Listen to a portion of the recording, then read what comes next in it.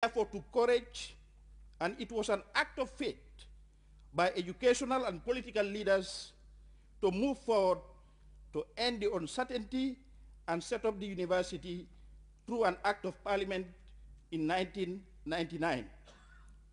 Today, the University of the Gambia is a reality, and its benefits are already self-evident. The American-trained UTG Vice-Chancellor, Professor Muhammadu M.O.K., described the day as an epoch-making one, heralding the establishment of an infrastructure that is not only world-class, but promote the ideals of academia and academic research in the ever-growing competitive intellectual world. Today marks an important day in the annals of the University of the Gambia's history and is a step forward in the provision of the needed infrastructure to support His Excellency Professor Alhaji Dr. Yahya A.J.J. Jammeh's vision to ensure that the University of the Gambia's campus is not only one of Africa's finest, but a world-class university equipped with the requisite infrastructure, both human and physical, to execute or to enable us to execute our core academic values of teaching, research, and service. Cass spoke on the benefits of the state-of-the-art campus to the country's critical mass of aspiring intellectuals poised to harness standard, qualitative, and relevant knowledge that will contribute to poverty reduction and the realization of our national development blueprints. As government named 2012 as the Year of Science and Technology, the Vice-Chancellor spoke on their resolve to continue training deserving candidates on best technologies and to forge linkages with other world-class academic institutions. Professor Kah could not conclude without heaping praise on President Jammeh for his brilliant idea and the funding agencies for their invaluable support to the realization of this day. The Gambian-born special advisor to the IDB President Musa Sila delivered a goodwill message which touched on the long-standing relations between the Gambia government and the Islamic Development Bank, saying that a total amount of $376 million have been approved by the bank since the beginning of their partnership in 1980.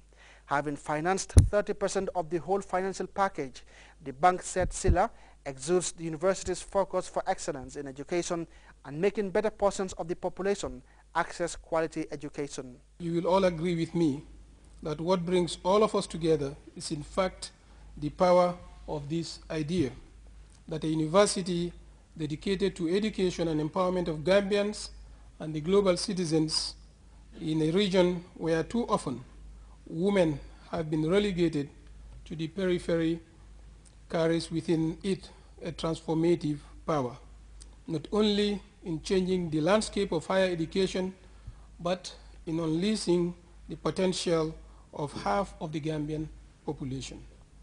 He thanked government for its foresight for the Gambian people, urging stakeholders, executive agencies, and partners in the project to appropriately disburse funds to the project to avoid delay and overrun in implementation.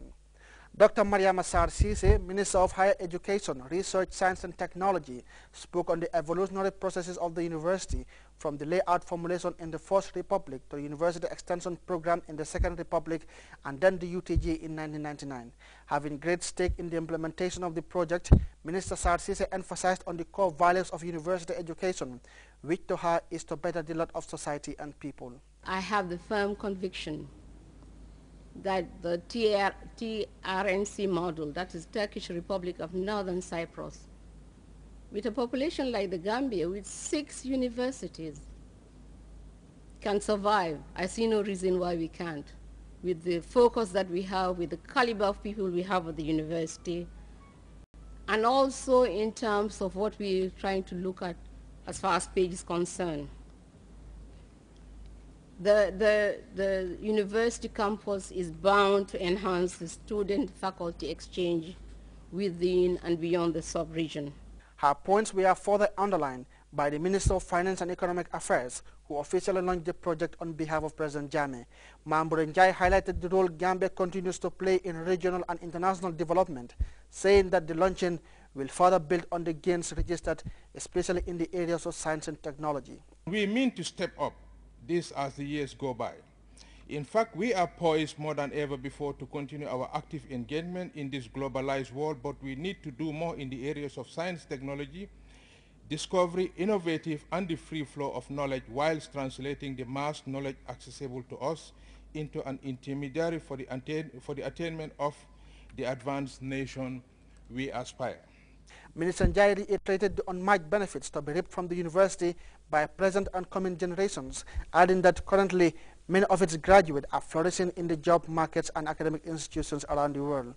He assured of the effective implementation of the project and a strong political will to ensure that efforts are maximized for the realization of the desired benefits.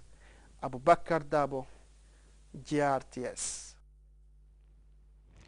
The people of the lower Badibu settlement of Mamorokunda and residents of 9 satellite villages now have a grand new mosque. Construction of the house of worship was paid for by the president. Babukar Kamara was among the hundreds who witnessed the opening of the mosque, and this is his report.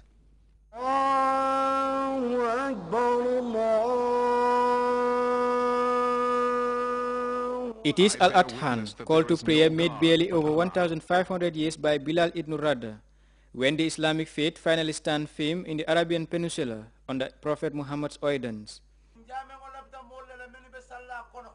The purpose of constructing this mosque is for Muslim worshippers to regularly observe their 5 daily prayers as ordained by God and taught by his Prophet Muhammad, peace be upon him. This is the same practice exercised by Muslims all over the world, ranging from Arabia to the tiny village of Bamurokunda in the northern part of Lower Badibu. A mosque expanded by President Jammeh finally saw daylight of its inauguration by thousands of worshippers who gathered to observe the rare opportunity for God's reward. Well,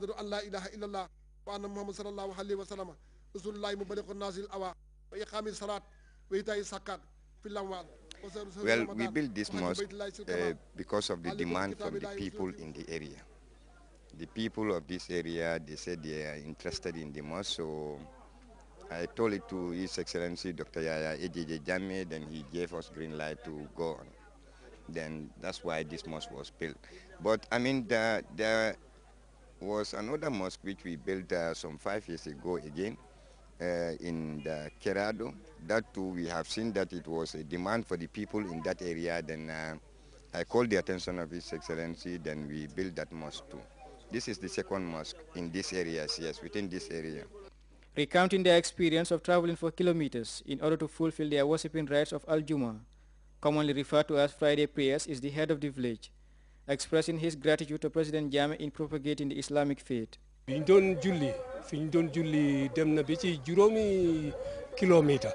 We used to travel for 5 kilometers and attend Friday Juma prayers in neighboring villages. But with the construction of this mosque, we are thankful to God and wish to praise the support of President Jammeh and Honorable Suku Singate.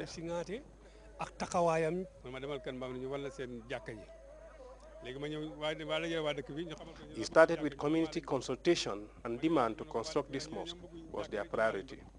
I was paid to build it, and the community equally rendered their support. In his sermon to worshippers, Imam Al-Haji Basiru Ture reminded Muslim faithfuls to exercise peace and tolerance while urging them to pray for the Gambian leader for his generosity. The newly built mosque is expected to serve 9 satellite villages at a geographical distance of 5 kilometers within proximity. Babukar Kamara, GRTS. The management of Gambia Ferry Services informs the general public, its esteemed customers in particular, that the Banjul Barra Ferry service will be interrupted this evening at 8 p.m. because of bad weather. GFSMC apologizes for any inconvenience the development may cause. The Independent Electoral Commission will, in accordance with Section 96, subsection 1 of the Constitution of the Republic of the Gambia, conduct National Assembly elections on Thursday, 29 March 2012. A media release from the IEC reveals that nomination of candidates will take place at IEC regional offices across the country from Thursday 8 to Saturday 10th March 2012. The campaign, the dispatch reveals, will commence on Wednesday 14th and end on Tuesday 27 March 2012. The Commission has, in accordance with Section 73 of the Elections Act, designated all polling stations as counting centers for the said election. The release adds polls will open at 7 a.m. and close at 6 p.m. and nomination forms can be collected from IEC's regional offices or election house from Thursday 9th February 2012. It ends. We'll be back with more stories after this break. Bingo. Bingo.